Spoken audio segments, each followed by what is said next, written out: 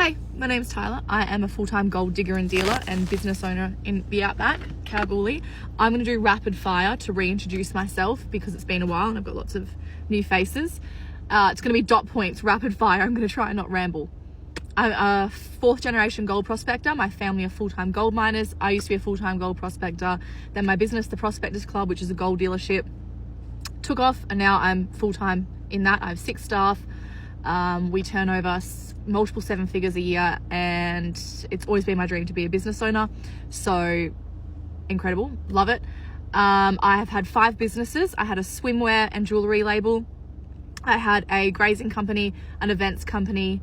I still have a vending machine business.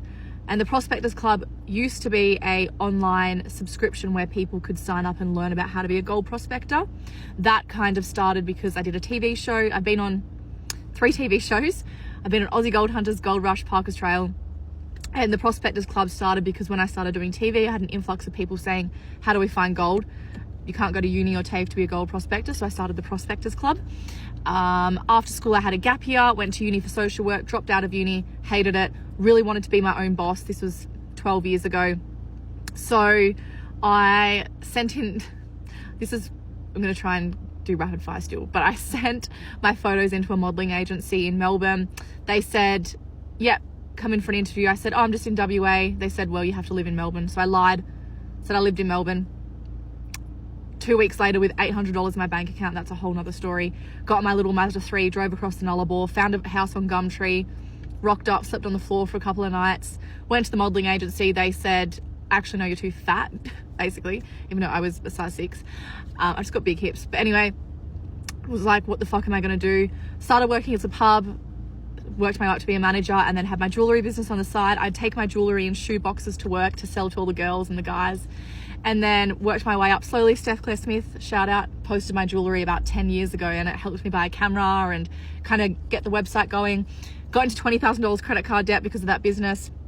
Paid it all off, started doing TV, moved back to Western Australia, broke up with my boyfriend of 7 years, started the Prospectors Club. No, actually I was in Perth, started the events and grazing company, moved back to the bush, back to the Outback, started full-time prospecting, started doing the Prospectors Club, then got asked to do Parker's Trail, had to close down the jewelry and swimwear because I was way too busy traveling Australia.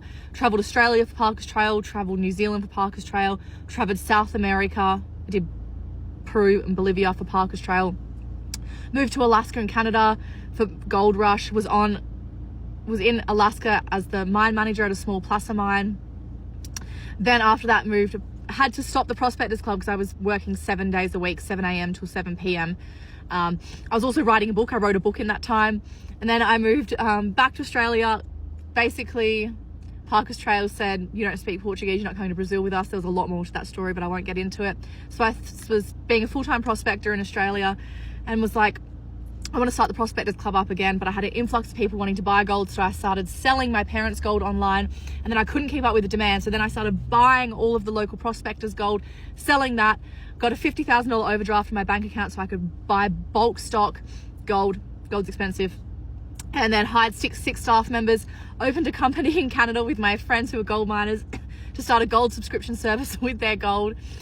I have a business partnership in South Carolina and America doing auctions, and we just held one of the world's largest live gold nugget auctions in September. Went really well. Now we're doing 3 a year. The next one will be next year in February, hopefully. I miss so much. I could keep going. I also have a bipolar diagnosis. Recovered from self-harm. Lots more to that story, but that's the rapid fire.